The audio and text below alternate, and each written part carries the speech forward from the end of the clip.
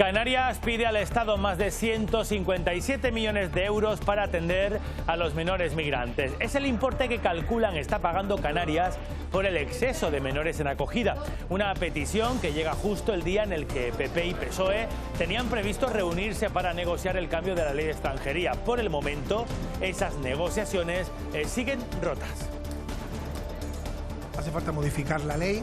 En estos momentos la solidaridad en Europa y en España es voluntaria. Creo que hay puntos de encuentro y mi clara intención es conseguir que esos puntos de encuentro se lleven a cabo. Creemos que es totalmente ineludible que se haga con un acuerdo de Estado.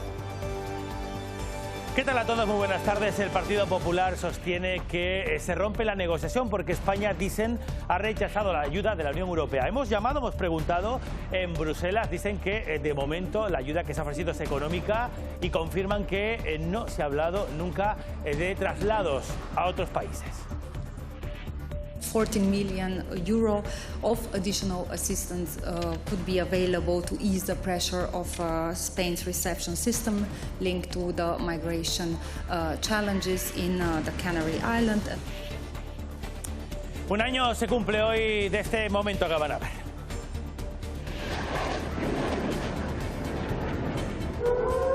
Milicianos de Hamás irrumpían en un macro concierto en el sur de Israel.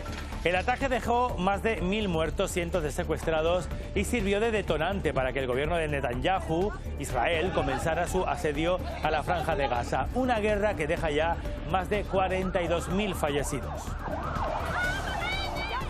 En Tenerife se sigue discutiendo qué hacer con este monumento. El Cabildo tinerfeño cree que la justicia lo obliga a declararlo BIC, bien de interés cultural, y además propone cambiarle el nombre por Monumento por la Concordia. El Ayuntamiento de Santa Cruz dice que es propiedad municipal y es suya la competencia para resignificarlo. Y mientras en la calle, muchas opiniones. Un cambio sí, quitarlo no. Otros tiempos, ya. Así como con Franco. Hombre, de esta forma, nunca nos vamos a olvidar que ahí está el monumento de Franco. Yo sí creo que lo deberían quitar, la verdad. Pero vamos a ver esto que estorba allí. ¿Qué es lo que estorba? Esto no es una reliquia. Deflación, inflación, tasa de paro son conceptos económicos que forman parte de nuestra vida, pero no todo el mundo los entiende. Por eso expertos en economía sugieren aprenderlo todo en la escuela. Solo el 44% de la población sabría explicar algún tipo de concepto como, por ejemplo, el tipo de interés. Sabemos que lo sabemos, pero no sabemos sino lo que pagamos. Tengo hipoteca, lo tengo pago y no sé ni lo que hice. Por mis nietos y niños que conozco, no creo que los tengan enseñado. Institutos, enseñar, por ejemplo, a hacer, qué sé yo, una declaración de la renta simple. Unos 500 años aproximadamente lleva La Gomera venerando a esta imagen y hoy ha vuelto a cumplir con la tradición día grande de su patrona, de la Virgen de Guadalupe, con misa y procesión por esta reserva natural especial de Punta Llana.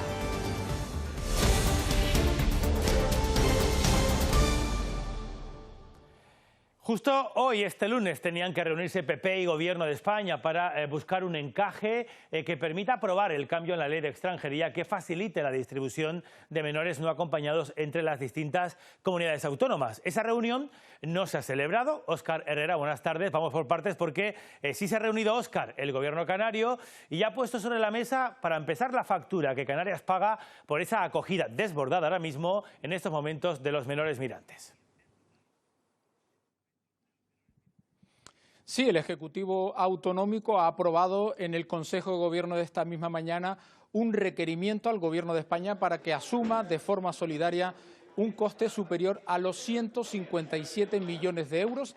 Es la estimación solo para 2024 que hace la comunidad autónoma, que paga de exceso por la tutela de los 5.400 menores extranjeros no acompañados. En los presupuestos del Estado actuales hay consignados 50 millones de euros. El Gobierno dice que ese dinero todavía no ha llegado, pero aún así, según sus cálculos, serían necesarios todavía 107 millones de euros más.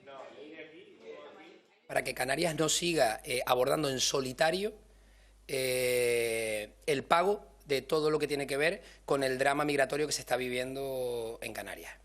A 7 de octubre han llegado 0 euros para hacer frente a la crisis migratoria a Canarias.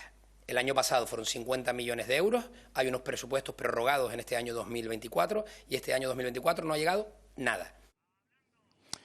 Este lunes los dos gobiernos, el de España y el de Canarias, coincidían en que la única solución para lograr una acogida solidaria de los menores extranjeros entre todas las comunidades autónomas es a través de la reforma de la Ley de Extranjería. Sin embargo, esas negociaciones quedaban rotas este fin de semana.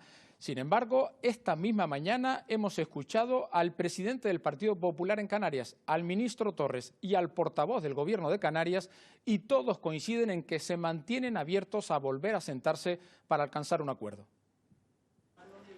El Partido Popular pedirá en el Congreso que España solicite ayuda a la Unión Europea para desplegar el Frontex y derivar menores a la Unión. El vicepresidente canario no descarta volver a la negociación. ¿Por qué no desenmascaramos la situación y de una vez por todas definimos si es cierto o no lo que nos están ofreciendo desde Europa? Y si no, entonces todos a una vamos a exigir a la Unión Europea que se nos ayude. Creo que hay puntos de encuentro y mi clara intención es conseguir que esos puntos de encuentro se lleven a cabo y que haya una nueva sentada. La crisis migratoria en Canarias está sobre la mesa de la Comisión Europea, asegura Moncloa. Y hemos recibido fondos económicos que ha permitido crear el Plan Canarias con 7.000 plazas, también en el conjunto del país para mayores inmigrantes. Hemos tenido también desde el Ministerio del Interior propuestas económicas que han venido de la Unión Europea, y si hablamos del Ministerio de Infancia, Sir Rego lo ha dicho, lo ha planteado, incluso se lo ha trasladado al Partido Popular, que lleva trabajando con los órganos pertinentes de asilo para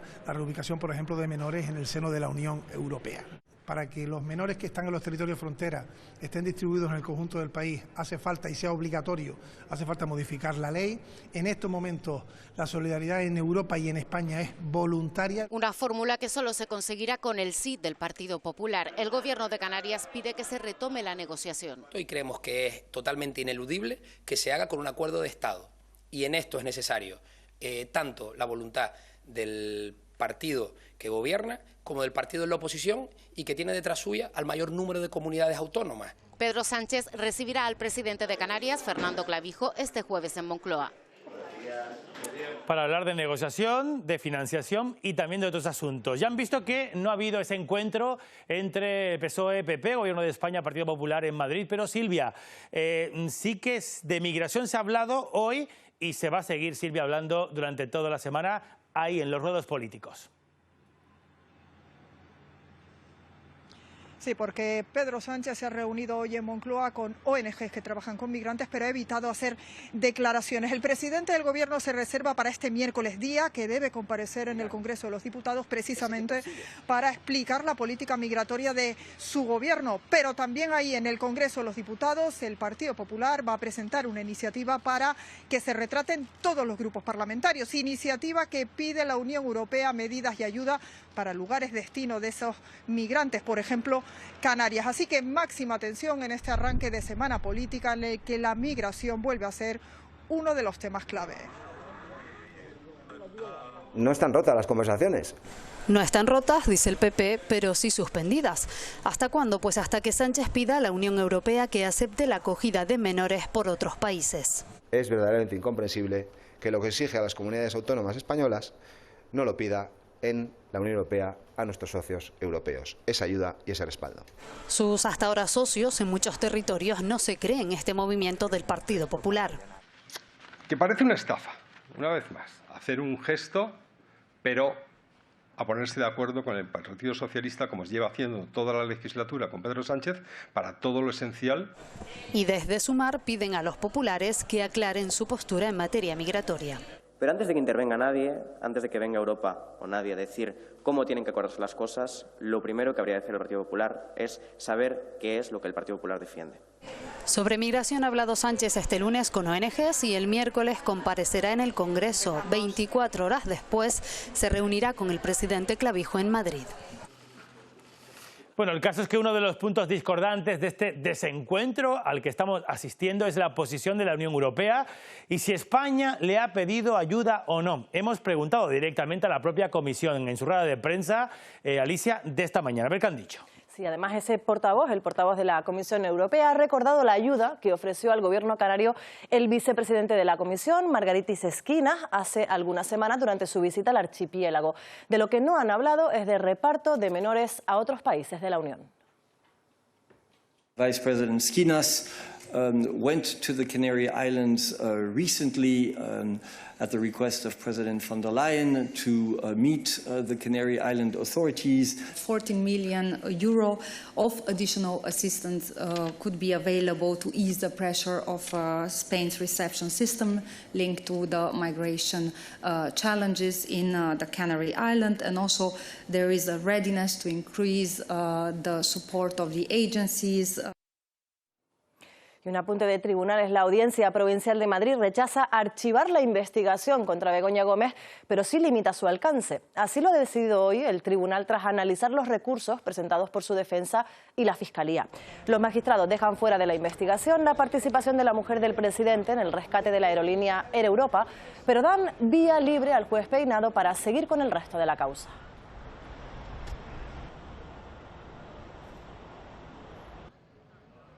Bueno, y cambiamos de tercio. Vamos con otro asunto que afecta a muchas familias. 7 de cada 10 trabajadores que realizan valoraciones de dependencia aquí en el archipiélago van a terminar, Alicia, su contrato laboral, importante este dato, cuando termine el año, a 31 de diciembre. El Observatorio de Derechos Sociales de Canarias asegura que si no se llevan a cabo actuaciones urgentes, los solicitantes tendrán que esperar hasta 7 meses más por una resolución.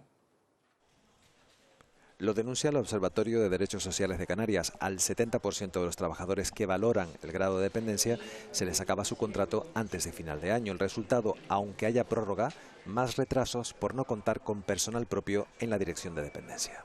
Pero es que desde que se da inicio a esa prórroga transcurren entre 5 y 7 meses, lo que nos lleva 210 días más de espera a la lista actual ya holgada de la dependencia, que tiene 641 días de espera. Y durante 5 meses, como todo el equipo que resuelve el derecho de la gente es de ese contrato programa, la Dirección General de Dependencia no podrá conceder ni una sola resolución a nadie de Canarias. Lo que habría que ir trabajando desde ya es incrementar el personal propio de la Dirección General de Dependencia, no depender solo de contratos programas, de contratos de choque. Desde la Consejería de Bienestar Social aseguran que actualmente se está elaborando un nuevo plan de choque, ya que el actual de 4 años vence, y se garantiza además que no habrá déficit de personal. Cada día se repite esta imagen en casa de Abraham. ¿Preparado? Sí. Hace 12 años sufrió un accidente de tráfico que lo dejó tetrapléjico. Para él, el servicio público de atención a domicilio es vital. La ayuda que nos dan aporta liberar un poco la carga a la familia. Comer, beber, bañarse y precisamente, pues bueno, hasta un vaso de agua depende de que otra persona me lo dé. El Cabildo de El Hierro ha solicitado al Gobierno de Canarias el mantenimiento del actual convenio de dependencia, dejando a la isla al margen del proceso de privatización de cara al próximo año. No solo por la atención que ya están recibiendo las personas dependientes y por el vínculo que han generado con el personal nuestro, sino por la historia que tiene el servicio de ayuda a domicilio en El Hierro, que ha propiciado una atención más personalizada. ¿Por qué cambiarlo? ¿Por qué no mantenerlo? ¿Por qué arriesgarnos a que luego venga un servicio que no sea tan efectivo y de tanta calidad como el que ahora disponemos? El servicio móvil de higiene personal para personas sin hogar, la Guaguaseo, está a punto de desaparecer en Las Palmas de Gran Canaria. La ONG que la gestiona, la del investigado por el caso COAC, Rafael Hernández, mantiene la ayuda del Ayuntamiento capitalino, pero ha perdido la del Gobierno de Canarias. Los empleados aseguran, Beatriz García, que no reciben sus salarios. Los 3 trabajadores llevan más de un mes sin cobrar. Según el Gobierno de Canarias, Oportunidades de Vida no justificó una subvención y por tanto no le pueden dar más dinero porque cometerían una ilegalidad. Ellos, sin embargo, los trabajadores ahora mismo lo hacen como voluntarios, salen 3 veces por semana por las calles de Las Palmas de Gran Canaria porque dicen que su labor es fundamental. Atienden a unas 30 personas al día y no solamente en cuanto a aseo personal, también le ayudan con el papeleo e incluso les han conseguido trabajo. Dicen que continuarán con esta labor hasta que les dure la gasolina de la guagua, hasta que ellos mismos consigan otro empleo o hasta que se haga efectivo un ERTE que dicen que ha pedido la empresa. Oportunidades de Vida, por su parte, no ha querido hacer declaraciones. El Gobierno espera que la nueva ley de alquiler vacacional llegue al Parlamento en el mes de octubre. El objetivo es regular un fenómeno que en estos momentos incluye... Cuéntanos, Diana Gamboa. Es el caso de la acampada reivindicativa Lolo Dorta, que considera esta ley como negativa para los intereses de los canarios y han pedido una moratoria para las nuevas licencias. También insisten en que no se concedan más permisos porque dicen que son viviendas en las que los ciudadanos no van a poder vivir. Ellos se han reunido este lunes con la diputada del Común, pero también hemos escuchado al Gobierno y a las patronales turísticas.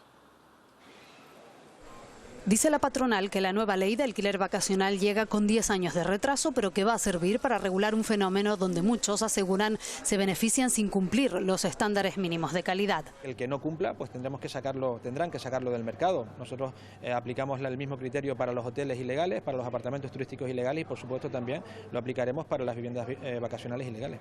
Para detectar esos incumplimientos existen 35 inspectores, pero el Ejecutivo confía en que cada administración ponga para ello los instrumentos que tiene a su alcance. Existe un procedimiento sancionador para las actividades turísticas ilegales en este momento y va a existir en la próxima ley de ordenación del turismo de Canarias, 35 inspectores para toda Canarias, efectivamente, pero hay un número importante de agentes que pueden colaborar en la inspección, los agentes de la policía local, los del Seprona.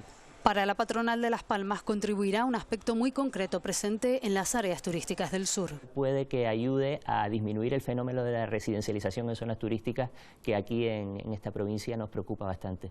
Entre sus detractores, este colectivo que la considera perjudicial para la ciudadanía de las islas. Una moratoria urgente e indefinida a las nuevas licencias. En Canarias tenemos ya el 17,5% de las viviendas vacacionales que hay en toda España.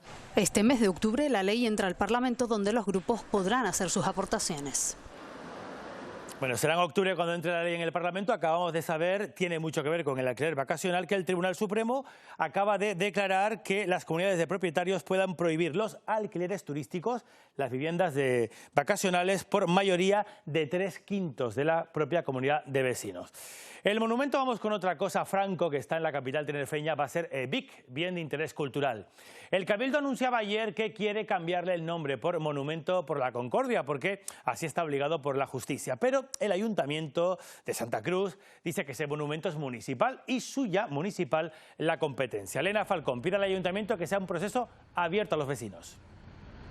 Con el expediente para declararlo bien de interés cultural en camino, el Cabildo propone rebautizar a este conjunto Monumento para la Concordia, algo que el Ayuntamiento le censura, argumentando que no tiene competencias para ello. Mientras continúa la disparidad de opiniones, están quienes piden que se retire al menos de la vía pública, frente a los que subrayan que no debe olvidarse la historia. El alcalde no está en contra de resignificar el monumento, pero apela justamente a la concordia para hacerlo, guante que recoge la presidenta insular. El nombre no debe de ser impuesto por una institución pública. A mí me parece una idea fantástica el proceso de participación. Me parece una gran idea del ayuntamiento y de su alcalde. Reconciliados ambos sobre un procedimiento participativo para bautizar a la criatura, el alcalde sí admite lo que niegan las asociaciones que llevan años defendiendo su mantenimiento. Es un monumento a la victoria de Franco. Y está de acuerdo con que siga ahí, con un matiz. Yo no lo veo inconveniente a que se mantenga, explicando muy bien que lo que conmemora no es algo de los que nos sintamos especialmente orgullosos. Pero no leen concordia alguna ni la coordinadora del catálogo de vestigios franquistas ni las asociaciones de memoria histórica. Monumento a la Concordia significa reconocer una vez más que la guerra civil fue una cruzada, una guerra justa y que además Franco fue el héroe que lo hizo posible. Monumento a la Concordia de quién? De los familiares que nos desaparecieron. Con todo, sigue siendo un conjunto muy fotografiado y confluyen pragmáticos, indiferentes, defensores del arte y hasta nostálgicos. ¿Por qué lo van a quitar? Porque que van a poner más bonito. Otros tiempos, ¿eh? Quitarlo no viene a cuento. Representa algo bastante negativo. Tirarlo supondría un gasto, en verdad, ¿no? Sí que me gustaría que le quitaran el nombre. Sí, cuanto más se lo quieras cambiar, más lo van a llamar, como hasta ahora, ¿no?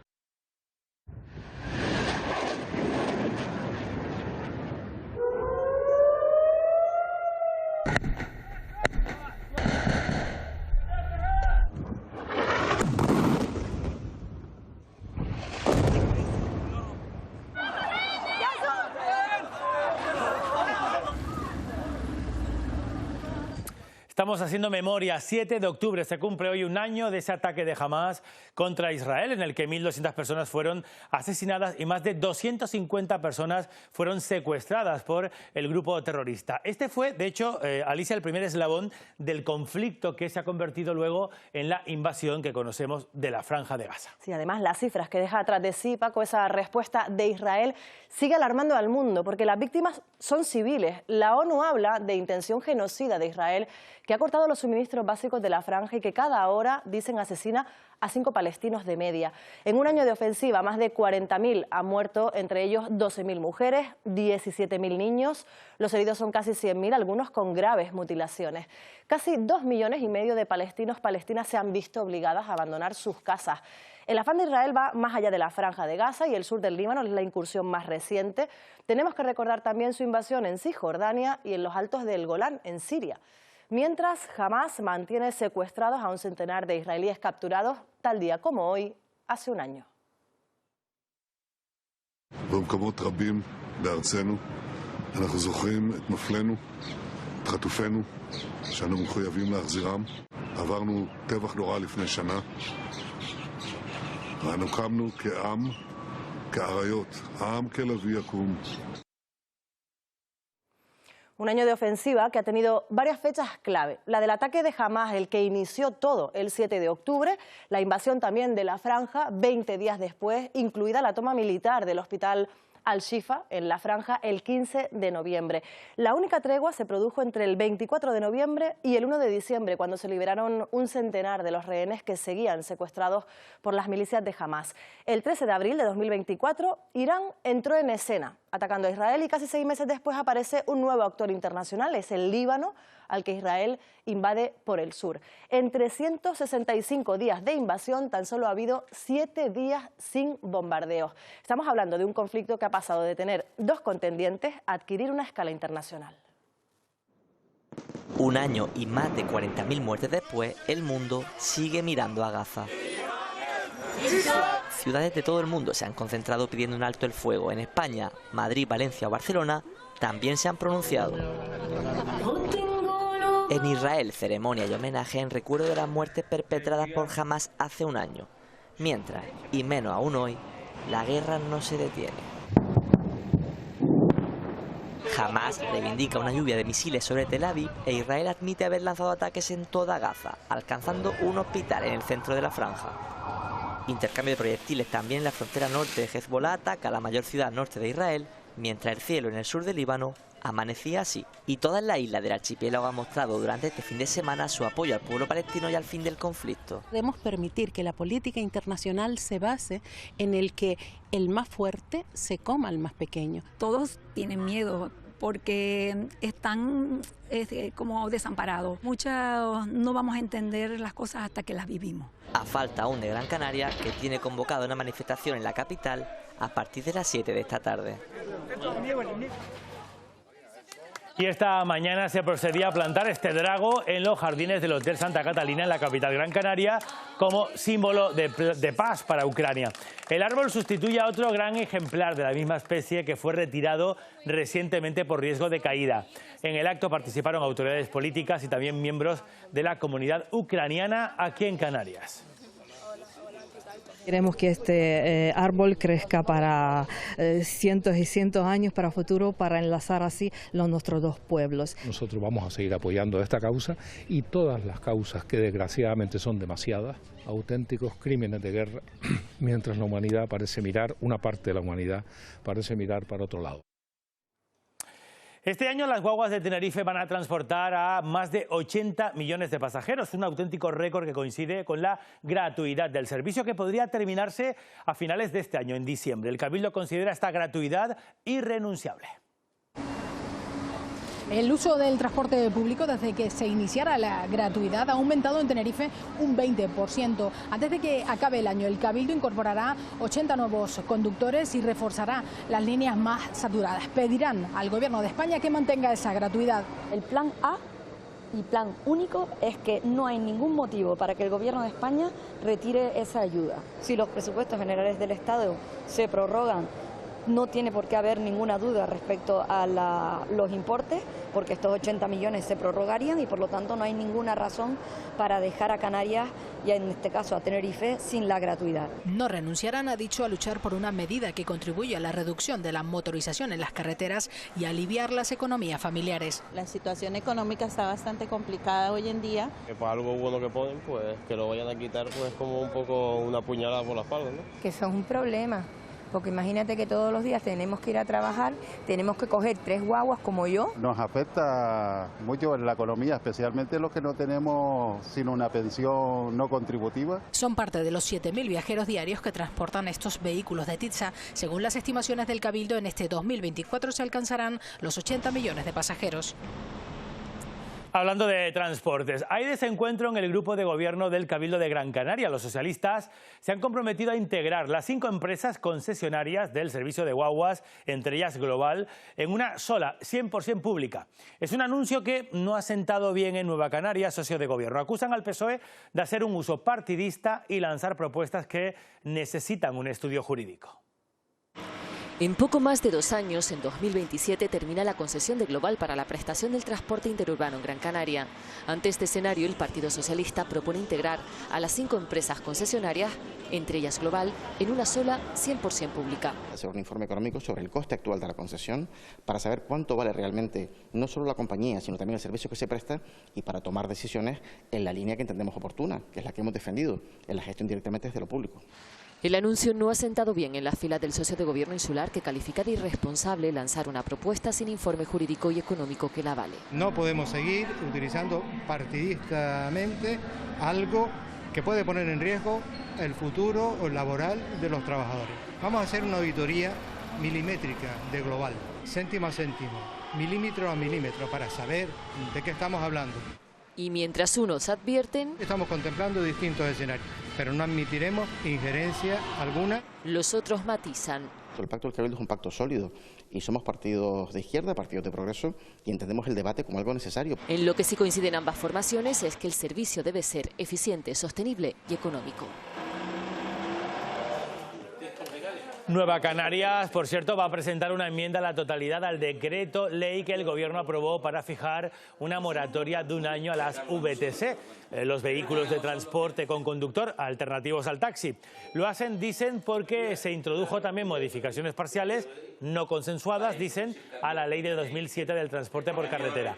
Además, van a exigir al Ejecutivo que mantengan las bonificaciones de hasta un 99% al impuesto de combustible, de la que se benefician más de 20.000 pymes y autónomos desde la pasada legislatura. Estos le rebajaron los impuestos a los ricos, le perdonaron 180 millones a 6.700 personas y no quieren tramitar lo que ya aprobó el Parlamento a instancia de Nueva Canarias, y es mantener las bonificaciones hasta el 99% del impuesto del combustible a 20.000 pequeñas empresas y autónomos. Ya bien, hablamos mucho de economía últimamente y casi siempre en el día a día. ¿Entienden ustedes, por ejemplo, al dedillo qué son los tipos de interés, la inflación o la deflación incluso? Bueno, hay estudios que revelan que solamente un 44% de la población en España controla este tipo de lenguaje y de términos. Y además hoy ponemos el acento en esa educación financiera porque se celebra precisamente el Día Mundial de este tipo de educación y los expertos apuntan, a Antonio Hernández, a las generaciones más jóvenes. Sí, los especialistas insisten en la importancia de que desde edades tempranas los niños y niñas se vayan familiarizando con conceptos sencillos de finanzas, todo para que cuando sean adultos puedan tomar decisiones económicas más acertadas, como firmar o no un préstamo. Hay pocas dudas en la calle de que de finanzas la mayoría controla lo justo. Creemos que lo sabemos, pero no sabemos sino lo que pagamos. Y eso que grandes decisiones de nuestra vida, como comprarse una casa, se basan en eso. Yo tengo hipoteca, lo tengo pago y no sé ni lo que hice. Y no es solo la percepción en la calle, sino que lo dicen los estudios. Una escala en la que el máximo era el 5, los 5 puntos, la educación financiera en España estaba por debajo del 3. Para muchos, lo poco que sabemos... De verlo en la tele y de la calle. Cuando la clave está en las aulas.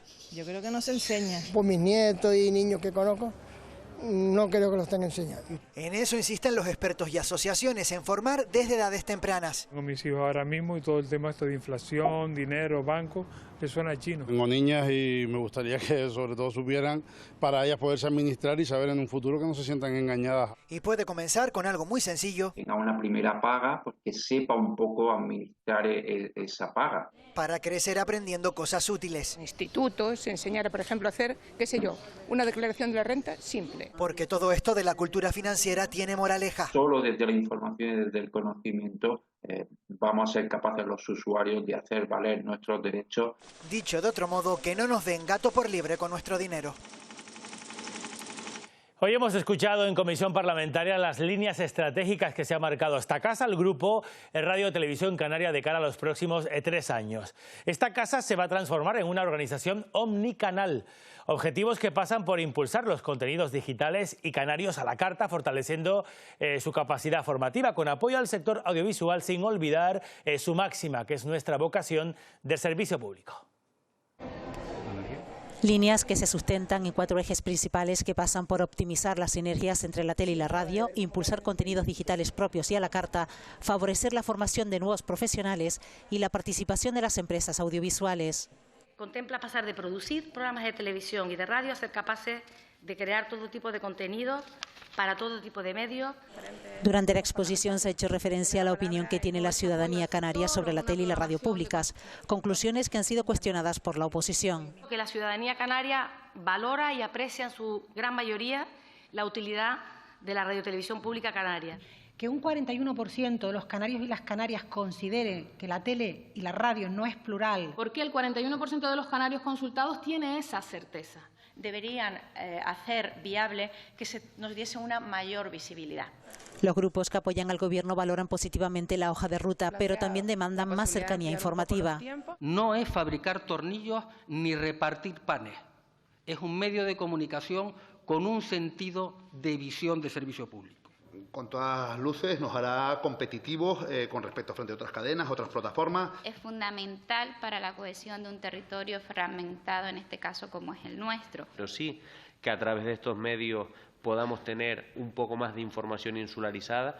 Habiendo tomado nota de todas las propuestas, el compromiso se centra en dotar a los canarios de dentro y fuera de las islas de una plataforma que les conecte más allá de los canales convencionales. Sí, las islas han ido sumando visitantes. Así ha quedado el vehículo en el que un joven de 30 años ha resultado herido grave tras volcar esta noche en Lanzarote. El conductor y único ocupante habría salido despedido del coche y presenta una fractura de cadera de carácter grave. Los servicios de emergencia consiguieron estabilizarle y ha tenido que ser trasladado en ambulancia al Hospital Molina Orosa. El área de medio rural y marino del Cabildo del Hierro ha concedido una ayuda de 400.000 euros para la modernización de la cooperativa del campo de frontera. Esta subvención, entre otras mejoras, permitirá la adquisición de una nueva línea de empaquetado.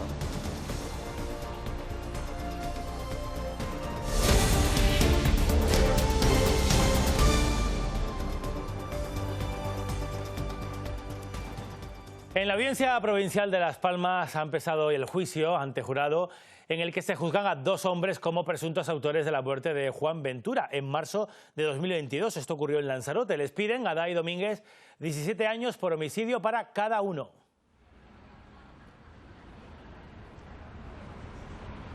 Dos acusados que el fiscal sitúa como coautores de la muerte de Juan Ventura, vecino de Arrecife, en marzo de 2022. Habían ido a la casa del fallecido presuntamente a comprar drogas y tras una discusión lo atacaron con un cuchillo sin saber exactamente cuál de los dos le propinó la cuchillada mortal. Asegura también la acusación pública que destrozaron la puerta de la casa del fallecido y que también amenazaron al hermano. En total piden para ellos 17 años de cárcel.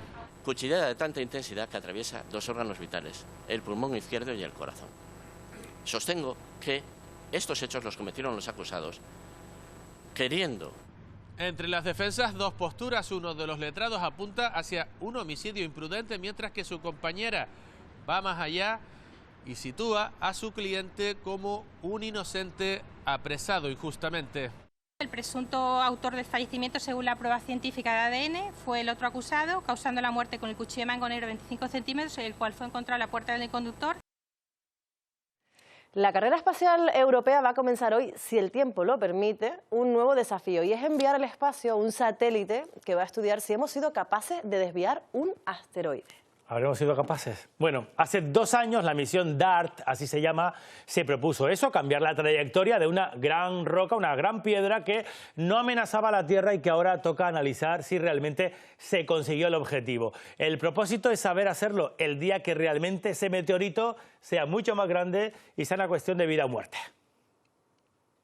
Tras el impacto de la nave DART a un asteroide, ahora la Agencia Espacial Europea lanzará una sonda para estudiar sus resultados. Va a estar orbitando en distintas órbitas, de modo de poder mapear completamente la superficie, ver todas las estructuras que se ven alrededor, hacer distintas medidas de la gravimetría de ambos asteroides. Pretende, a través de la observación, extraer una información vital para el futuro de la defensa planetaria. Nos dice mucho sobre cómo es la estructura interna del objeto.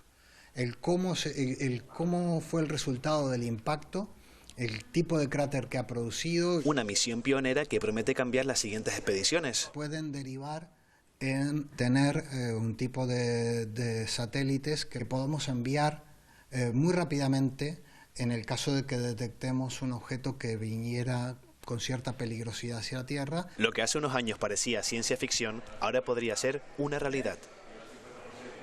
También es una realidad que cada canario genera más de 10 kilos de basura electrónica cada año y darle un segundo uso, una segunda vida a estos aparatos es fundamental. De hecho, la normativa europea obliga a los países miembros a reciclar y, lo que es más importante, reutilizar el 60%, Alicia, de todos estos componentes eléctricos. Todos estos aparatos. Además, todo ello pasa por llevarlos a un punto limpio, por usar el servicio municipal de recogida o la entrega a grandes almacenes cuando compremos nuevos electrodomésticos. En Canarias se gestionan unas 6.000 toneladas de basura electrónica como esta, que llega a puntos limpios como este de la isla de Gran Canaria, donde se separa según su tamaño, pero también según el material del que están compuestos. Se dividen en línea de frío, gran aparato eléctrico, pequeño aparato, para llevarlo a plantas de tratamiento, para ser descontaminado y recuperar las diferentes, clasificar por metal, plástico. Para después dar una segunda vida. Cada canario genera una media de 12 kilos de residuos electrónicos al año. La normativa europea fija el porcentaje que debe reciclarse. A partir del año 2019 el objetivo mínimo es un 65% de lo que se pone en el mercado, con lo cual, en base a si estamos poniendo unos 1.000 millones de kilos anualmente en el mercado, pues como mínimo 650.000 toneladas tendríamos que estar gestionándolas de forma correcta. Aunque muchos todavía se quedan en nuestros cajones. Un pequeño electrodoméstico, tema sobre todo de telefonía y demás, y estamos perdiendo esa oportunidad de recuperar esos recursos. Sin olvidar hacer un uso consciente y responsable e intentar alargar la vida útil de nuestros aparatos. Las Sidras Canarias han logrado 15 premios en el concurso asturiano SISGA, convirtiéndose en las producciones españolas con más galardones, por delante incluso de Asturias y de País Vasco. Una de esas medallas de oro la recibió una sidrería de La Palma, la Miria Sidrera. Durante los años 70, los agricultores del norte de La Palma plantaron manzanas de mesa que cayeron en desuso. Ahora esas manzanas tienen un premio de oro por la sidra. La Mirla Sidrera se ha llevado la medalla en un concurso internacional celebrado en Asturias. Dentro de esos 15 países estamos nosotros con una medalla de oro.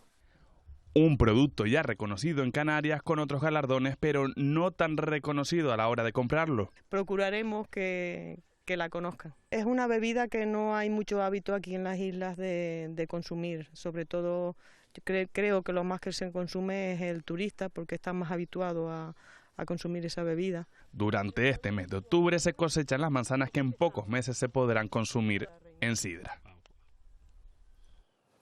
La Gomera venera hoy a su patrona, la Virgen de Guadalupe, y hoy es festivo allí en la isla, Paco. Y bien podríamos brindar con una sidra en La Gomera. El caso es que, aprovechando ese festivo, los peregrinos acuden a la ermita de Punta Llana, lo que toca Miguel Ángel Reyes para cumplir, Miguel Ángel, con su tradición. Con mucho calor y sin apenas viento, algo muy poco habitual en esta zona de La Gomera, se ha celebrado hoy el día de su patrona. Desde primera hora de la mañana, decenas de peregrinos han llegado hasta esta ermita de Punta Llana. Muchos lo han hecho a pie, incluso por el camino antiguo, aunque otros en transporte público gratuito, porque el acceso en coche ha estado prohibido. Ha habido misa, luego procesión, la Virgen ha salido de su templo, ha recorrido esta reserva natural especial. Es una imagen que se venera desde hace aproximadamente unos 500 años, aunque es patrona oficial de La Gomera desde el siglo XIX. Mucha alegría el ver con la devoción que todavía se mantiene en la isla y fuera de la isla. Para mí la Virgen es todo, porque llevo toda la vida vinculado con esto, desde pequeñito mis padres me involucraron en esto.